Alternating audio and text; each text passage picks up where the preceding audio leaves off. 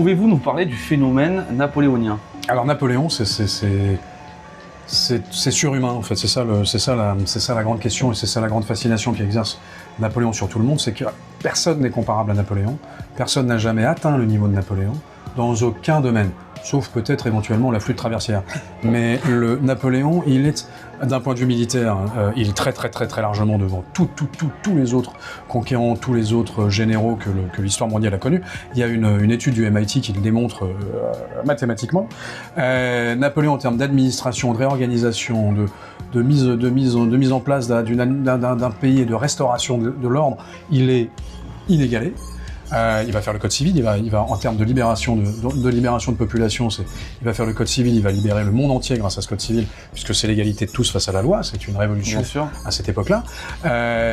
Napoléon, si vous voulez, c'est trop. Napoléon, c'est tellement gigantesque que c'est trop. Donc d'ailleurs, quand vous vous comparez à Napoléon, immédiatement, on vous prend pour un dingue. Vous pouvez vous comparer à Talleyrand, vous pouvez vous comparer à qui vous voulez, on ne vous prendra pas pour un dingue. Mais quand vous comparez à Napoléon, là, on ne vous prend plus au sérieux du tout. Parce qu'il est incomparable. Aucun système politique, aucun...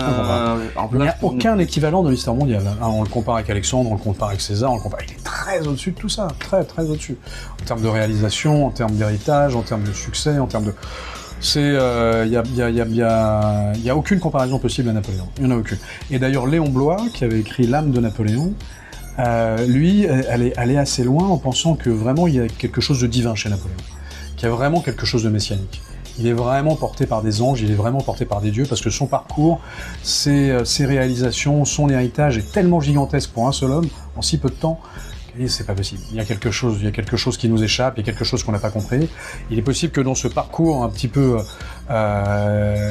mythico-divin que vit Napoléon, il y a un moment où il dérape un peu. Je veux dire, à partir de 1808, il commence à plus écouter personne, etc., etc. Et d'ailleurs, ses réalisations en souffrent. Mais c'est vrai que Napoléon, entre 1799 et 1808, le monde lui doit énormément.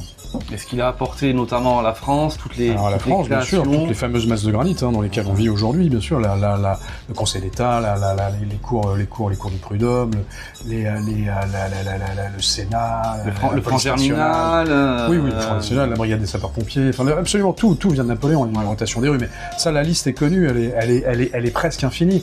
Le plus grand legs, c'est vraiment le Code civil. Le code civil qui a été partagé dans le monde entier, en fait, parce que maintenant il est utilisé, c'est la base du droit dans 70 pays dans le monde. Et ces techniques aussi, ces stratégies militaires aussi qui sont enseignées dans beaucoup d'écoles militaires. Elles sont enseignées, elles sont plus appliquées, parce que maintenant on fait plus de batailles à coups de canon et de fantassins, mais en tous les cas pas comme ça, c'est des batailles de tranchées comme en Ukraine, ou des batailles de drones, ou des batailles